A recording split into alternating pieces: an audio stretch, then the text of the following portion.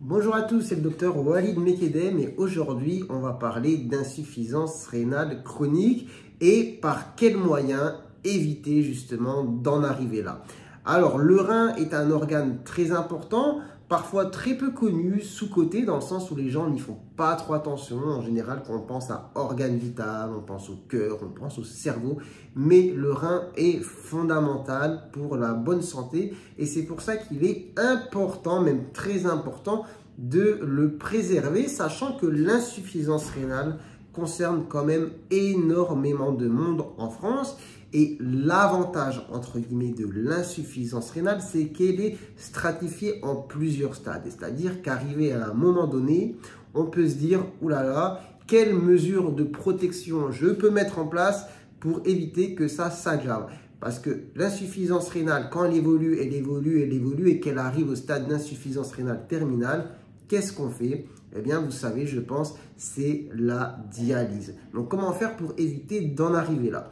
Alors déjà, qu'est-ce qu'on définit par insuffisance rénale chronique?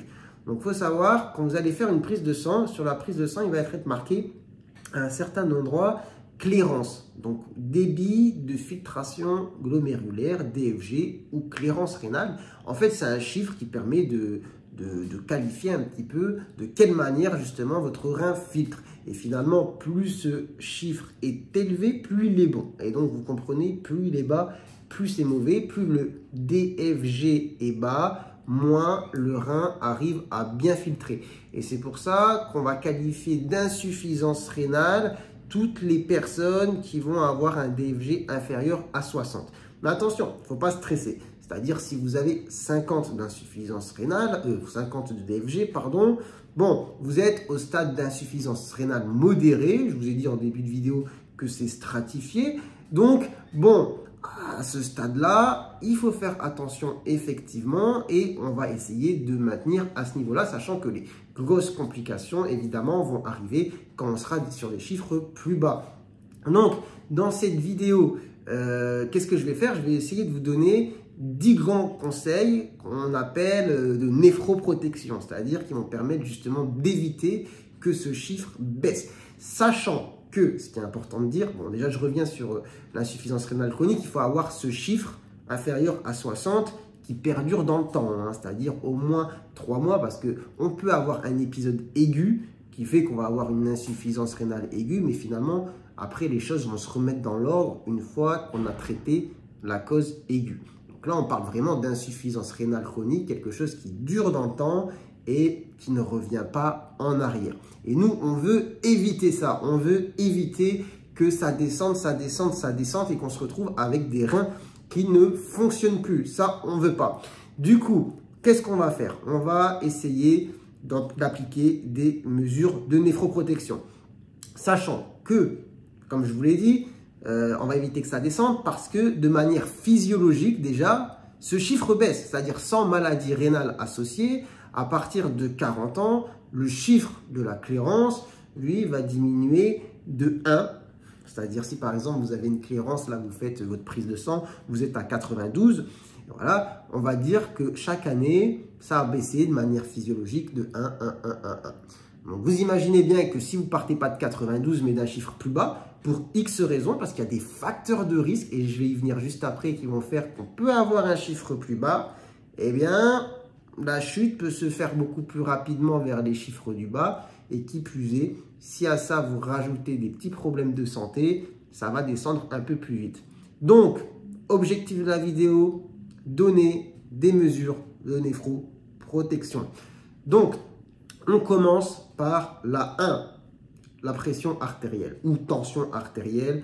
Donc ça, c'est vraiment un facteur majeur pour essayer de lutter contre le déclin de la fonction rénale. Donc la tension artérielle doit être bien contrôlée dans l'idéal avec une tension artérielle inférieure à 13,8. Donc effectivement, ça faut contrôler, faut mesurer. Il faut aller chez le médecin pour prendre sa tension. Si vous avez un appareil à la maison, c'est bien. Et qu'est-ce qu'il faut faire pour lutter justement contre l'hypertension artérielle? Bon, il y a pas mal de choses, mais déjà, par exemple, avoir un régime un peu moins salé. Hein, sachant que, sachez, Faut pas croire que la plupart du sel que vous consommez, c'est le sel d'assaisonnement, hein. Non, non, non, non, ça c'est qu'une partie du sel dans la journée. La plupart du sel que vous consommez, ça vient justement de vos plats. Par exemple, si vous mangez des conserves, si vous mangez de la charcuterie, si vous mangez du fromage, le sel est un peu partout. L'idée, c'est pas de l'enlever, mais effectivement, c'est pas être dans l'abus. Après, la tension artérielle ne se résume pas qu'au sel, on est d'accord. Il y a des choses qui vont venir après, qui vont permettre de la faire baisser et qui vont permettre aussi de préserver les reins. Donc, je passe aux deux directement. L'activité physique, et oui, l'activité physique, c'est très important.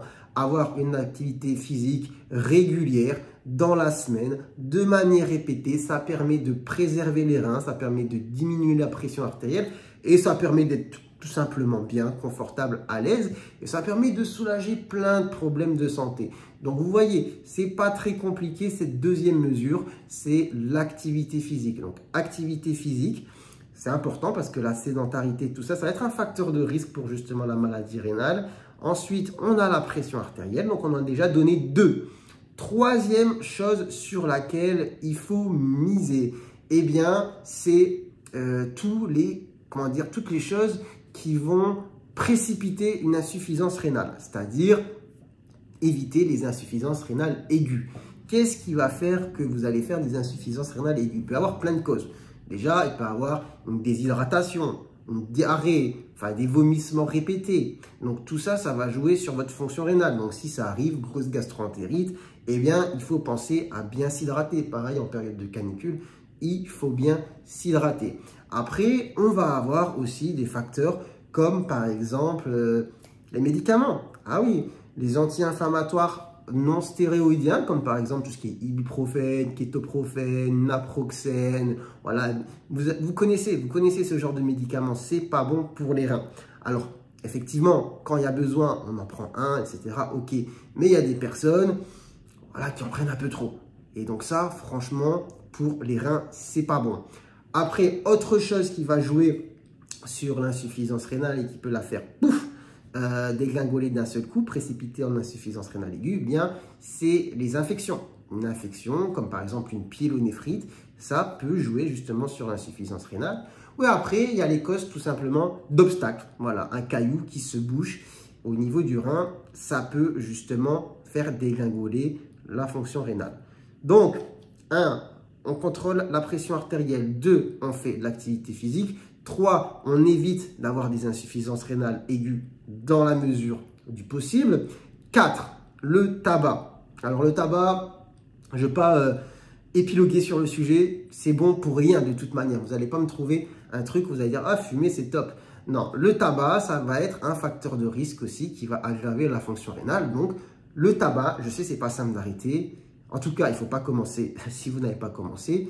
Et si c'est justement dans votre mode de vie, vous savez que c'est un truc sur lequel il faut miser pour faire en sorte que justement on préserve les reins. Donc ça, c'est très important. Tabac. Ensuite, l'obésité. L'obésité est un facteur de risque de maladie rénale. Ça rejoint un petit peu finalement les facteurs de risque que j'ai cités juste avant. Les choses s'intriquent un petit peu. Mais vraiment, obésité, c'est quelque chose sur lequel il faut lutter pour préserver ses reins. Donc, faire en sorte de pouvoir perdre du poids. Pareil, là, je ne dis pas que c'est simple. Hein. Je dis juste des choses factuelles sur lesquelles il faut savoir, enfin, il faut avoir en tête, il faut pouvoir travailler dessus pour justement faire en sorte d'avoir des reins qui marchent le mieux, le plus longtemps possible. D'accord? Donc, obésité. Ensuite, laissez-moi juste réfléchir un petit peu sur quoi il faut miser. J'ai pris des notes. Alors, du coup, le diabète. Le diabète, effectivement. Diabète, il faut... Ah, ça, il faut le contrôler parce qu'une des premières causes d'insuffisance rénale chronique en France, c'est le diabète. Donc, je suis un peu bête de ne pas l'avoir cité plus tôt, mais le diabète, c'est quelque chose qu'il faut bien contrôler. Donc, si vous n'en avez pas, bah, tant mieux, tant mieux, tant mieux. Il faut essayer de ne pas arriver au stade où vous développez un diabète. Donc, si vous voyez que sur les prises de sang, votre médecin vous dit « Ouh là là, attention, la glycémie, ça commence un petit peu à monter », bah là, faites gaffe, d'accord? Par contre, si vous avez un diabète, vous connaissez sûrement un chiffre, hein, vous l'avez déjà entendu, l'hémoglobine glyquée. Il faut qu'elle soit quand même le plus bas possible. C'est-à-dire l'objectif pour une grande partie des gens, c'est d'être inférieur à 6,5. On est parfois un peu plus souple en fonction justement de l'âge et des problèmes de santé associés. Mais dans l'idéal, si on peut être en dessous de 6,5, c'est vraiment le top du top pour préserver les reins. Donc le diabète. Ensuite, je ne sais plus on a quel numéro, mais en tout, ça va faire à peu près 10. Il faut aussi s'occuper de tout ce qui est dyslipidémie. Donc là, j'ai parlé du diabète avec tout ce qui est sucre, mais tout ce qui est cholestérol, mauvais cholestérol, principalement le LDL sur la prise de sang, et bien ça, il faut le baisser. Et d'ailleurs, c'est aussi le cas pour d'autres pathologies, comme par exemple les problèmes de tuyaux au niveau du cœur, etc. Le LDL, c'est vraiment quelque chose de pas bon qu'il faut faire descendre pour préserver ses reins. Après, on va continuer. Quel numéro? Je ne sais pas parce que je n'ai pas compté, mais les protéines. On peut avoir une restriction protidique. Tout à l'heure, je parlais du sel, qu'il ne fallait pas trop en consommer. Là, on est sur les apports protéinés. Vous allez me dire, oh là là, mais on ne peut plus rien manger, c'est quoi ça? Mais non, mais arrêtez, tranquille. Respirez. Je n'ai pas dit on ne peut pas rien manger. J'ai juste dit, il faut baisser un peu quand on a l'habitude d'avoir des apports un peu excessifs. Donc, les apports protidiques, c'est un peu compliqué. C'est pour ça que je l'ai mis un petit peu sur la fin. C'est-à-dire, c'est compliqué de se dire combien je mange de protéines. Si je devais donner des chiffres, on va faire un calcul. Il faudrait limiter, dans l'idéal, à 0,8 à 1 gramme de protéines par kilo de poids par jour. C'est un peu compliqué dit comme ça, mais imaginons que vous faites 70 kilos. Bah, c'est simple, il faut se limiter à 70 grammes de protéines par jour. Et maintenant, vous allez me dire, je ne sais pas, je mange combien de grammes de protéines par jour? Très bonne remarque, moi non plus. Voilà, il faut essayer de baisser un petit peu tout ce qui est viande, voilà, les viandes, même les œufs, etc. Les aliments que vous connaissez être riches en protéines, on baisse un peu, c'est tout. Pas des masses, mais on baisse un petit peu. Et de toute manière, aujourd'hui, on a un super outil quand même qui s'appelle Internet, sur lequel on peut taper apport nutritionnel, je ne sais pas, de 100 grammes de poulet. Voilà. Et puis, vous allez avoir le détail en termes de protéines. Qu'est-ce que ça fait? Après, c'est toujours bien de faire ces petites recherches, de prendre un petit calepin, de noter. Voilà, je sais que parfois, ça peut être un peu chiant et vous allez me dire, mais j'ai pas le temps de faire ça. Je ne dis pas qu'il faut passer son temps à ça, mais quand même, quand il s'agit de sa santé, parfois on peut prendre 5 minutes, on se pose sur l'ordi, on tape 4-5 aliments qu'on aime bien consommer d'habitude, on regarde apport nutritionnel pour 100 grammes, et puis on voit, et on fait du à peu près. Je ne dis pas qu'il faut faire du truc ultra précis, comme si vous allez faire une compétition de bodybuilding, mais bon, il faut quand même un minimum de discipline. Ensuite, on va passer à l'autre numéro. Je vous laisse me dire c'est le numéro combien, parce que moi j'ai perdu le compte. Franchement, j'ai un trou. Là, j'ai baissé les yeux, c'est parce que je vais regarder mes petites notes. Et vous avez vu que depuis tout à l'heure, je ne les regarde pas. Donc, ça, j'ai dit, ça, j'ai dit, ça, j'ai dit, ça, j'ai dit. Bah, franchement, je pense que j'ai tout dit. Ah, il y a un chiffre. Le dernier, je pense que je n'ai pas cité. Mais ça, c'est parce que c'est très technique. C'est la protéinurie. Donc, ça, c'est quelque chose, vous ne pourrez pas le maîtriser tout seul. C'est quelque chose qu'on va voir sur votre analyse d'urine et qui est un marqueur qui n'est pas bon. Pour l'insuffisance rénale, il ne faut pas que ce soit trop élevé. D'accord? Donc ça, vous allez me dire, bah, je fais comment? Eh bien ça, en général, il faut un traitement aussi pour diminuer la protéinurie. Mais voilà, comme c'est assez technique, que ça ne dépend pas forcément uniquement de vous, parce que c'est un marqueur quand même de maladie rénale, je l'ai mis à la fin. Parce que voilà, si déjà vous faites tout le reste, on va dire qu'on est quand même on est au top 1. D'accord? Donc là, permettez-moi, je regarde. Tension artérielle, je l'ai dit, les apports en sel, je l'ai dit, les apports en protéines, je l'ai dit. Tout ce qui est insuffisance rénale aiguë, donc médicaments, vomissements, diarrhée, déshydratation, infection, calcul, tout ça, j'ai dit. Ensuite, le diabète, j'ai dit. Tabac, j'ai dit. Dyslipidémie, j'ai dit. Obésité, j'ai dit. L'activité physique, j'ai dit. Bah, je pense qu'on est pas mal, hein, on est plutôt pas mal. Donc, voilà, j'espère que cette vidéo vous aura été utile. Donc, l'idée, c'est de vous donner les grands axes sur lesquels il faut miser pour préserver ses reins le plus longtemps possible, sachant qu'on a un déclin physiologique de la fonction rénale à partir de 40 ans, mais il y a certaines personnes, voilà, du fait de leurs facteurs de risque, qui ont justement des reins qui commencent à moins bien fonctionner de plus en plus vite. Donc, quand ça arrive et qu'on le remarque, parce que c'est insidieux, hein, quand ça arrive, vous n'êtes pas là, vous dites ce matin, je pense que mon rein ne fonctionne pas bien.